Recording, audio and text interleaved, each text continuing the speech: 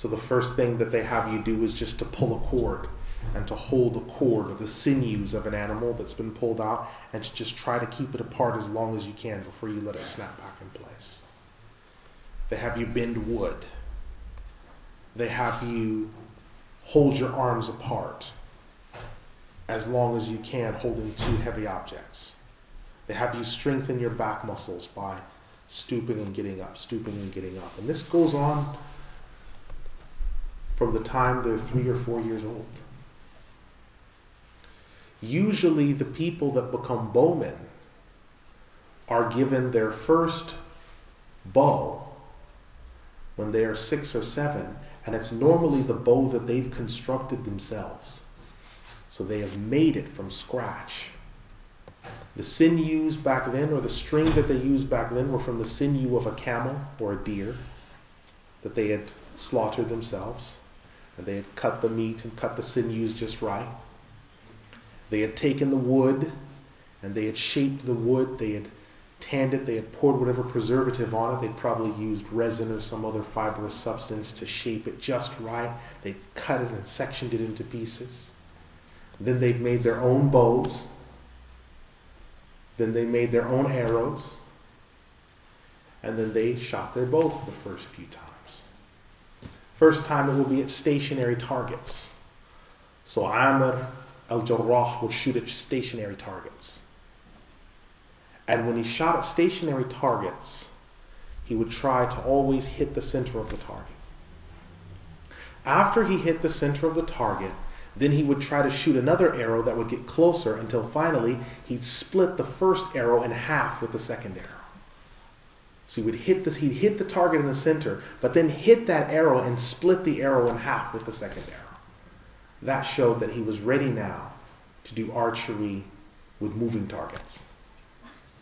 And so he would ride his camel or his horse and shoot at moving targets. So now he was moving, and he would shoot at a still target.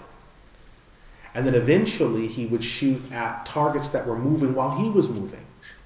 So he would be riding a camel that would be moving, and he would have his bow and arrow, and he would shoot at another camel that had a target suspended on its back, and he would try to hit that target while that camel was moving while he was moving on his camel. By the time you were 12 or 13 years old, you were a proficient bowman. And so when Ubaidah ibn Al-Jarrah came into Islam, he was already a bowman. Back then you had what were called guilds. Everyone belonged to a guild. Today, a lot of the younger people, we may not necessarily know what that is.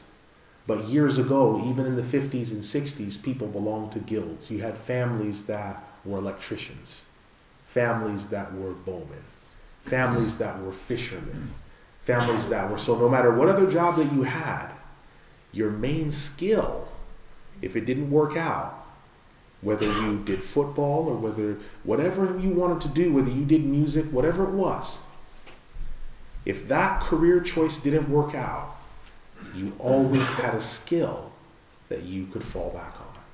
And that skill was your guild. And the guild of Ubaidah ibn Al-Jarrah was archery. So when he came into Islam, he brought a skill with him.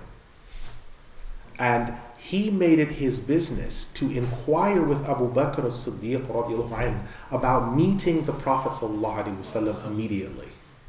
And he kept pressurizing and asking, pressurizing and asking, pressurizing and asking, until finally he met him. And he vowed to put himself at the disposal of the Prophet Muhammad sallallahu alaihi wasallam. And he did so.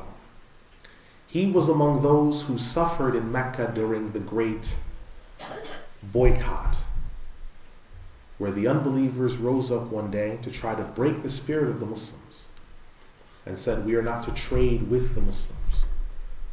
We will not buy or sell with the Muslims. We will not transact with crops with the Muslims. We will not rent or buy from or to the Muslims. And so times became hard. Eventually the food ran out. And so the Muslims were in such a bad situation, sometimes They would eat the leather from their own shoes. They would kill their own livestock to have food. But then once they killed their own livestock, they had no source of milk left, so they couldn't milk their milking animals because they'd eaten them, they'd killed them. So then they would go foraging for food, sometimes eating sand, sometimes tying rocks to their chest. So they'd tie a rock to the stomach and they would loop it around with a rope, and that would hold the stomach in and make the stomach send messages to the brain that it was full. And some of the companions came to the Prophet ﷺ one day to bring to his attention that this was happening and what they should do about it. And when the Prophet ﷺ lifted his jalabiyah, he had two. And so it makes you understand that it was severe. From this, ultimately, Khadija al-Kubra radiallahu anha, she died of malnutrition. She died during this time of malnutrition. She'd spent most of her money supporting the Prophet ﷺ. So she died broke, starved to death in the arms of the Prophet ﷺ. So Abu Ubaidah ibn Al-Jarrah, he suffered for this religion. And he gave everything he had. Now what would happen is there would be some of the kuffar took pity on the Muslims, although they didn't necessarily believe in Islam. And what they would do is they would harvest, when the time came for harvesting, the rule for the boycott is that you harvested your crops as quickly as possible. And so you brought them all in, so you didn't leave any crops in the field. But what some of the kuffar would do, that had family members that were Muslim, or felt that pang of the fitrah that was left over, what the Prophet ﷺ described, كُلُّ مَوْلُودٍ يُولَدُ عَلَى الْفِطْرَةِ, every child is born on the fitrah, in the Hadith of Bukhari. So that spark was still there. They would harvest most of the crop and then say that they would do it tomorrow. And they would leave it out near the border where they knew that the Muslims would be to take it. And the next morning they would say, we don't know what's happened. The Muslims must have come in the night and taken it. So they were not accused of breaking the boycott by the other Quraysh, but they were also able to support the other Muslims because they were family members of theirs and they felt pity for them. Abu Ubaidah ibn Al-Jarrah was one of those who would be in charge of gathering this extra food when people felt pity. And he would bring it to the believers.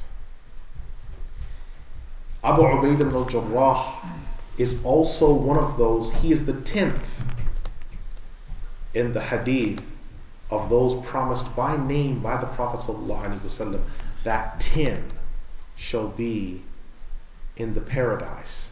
And he began to name them. Abu Bakr is in the paradise, Umar is in the paradise, Uthman is in the paradise, Ali is in the paradise. And then he mentioned Abu Ubaidah ibn Al-Jarrah lastly.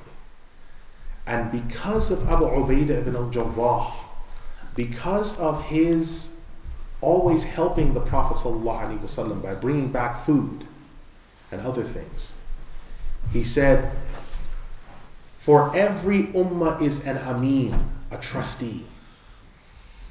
And he said, Aminu hadhihi al-ummah, Abu Ubaidah ibn Al-Jarrah. He said, every ummah has a trustee.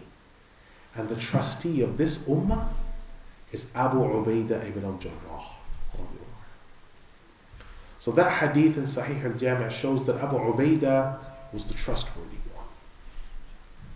The Prophet ﷺ gave his own name to Abu Ubaidah ibn Al-Jarrah because he is called Al-Amin. And so he gave his title, Al-Amin, to Abu Ubaidah. Abu Ubaidah made the hijrah.